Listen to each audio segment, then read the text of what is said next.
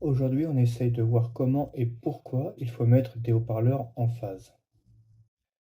Imaginons que le son est une courbe, ce qu'il est. On la dessine comme ça en rouge. Donc là, on entend un petit boom ou quelque chose comme ça.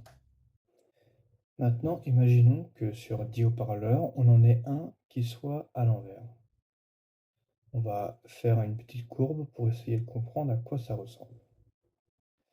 Alors, encore une fois, ce sera vraiment du grosso modo. N'oublions pas que le haut-parleur n'a pas la même amplitude en descente qu'en montée, hein.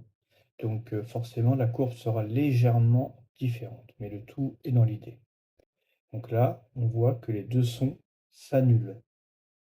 Un va créer une basse et l'autre va la réaspirer.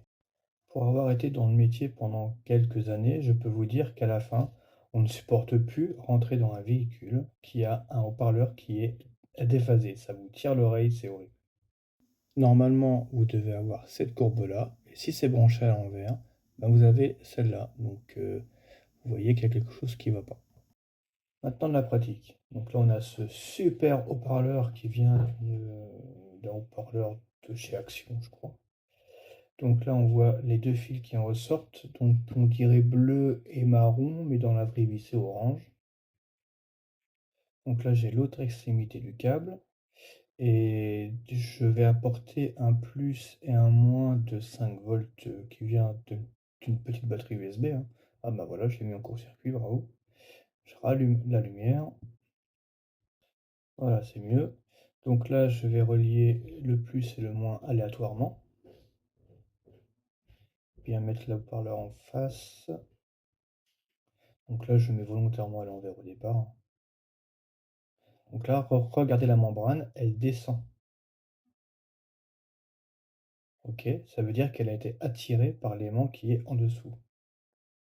Et ça donc, ça veut dire qu'il est à l'envers. S'il est bien polarisé, la membrane elle doit vouloir sortir du saladier, comme ça. Vous voyez? Là, il est bien branché à l'endroit.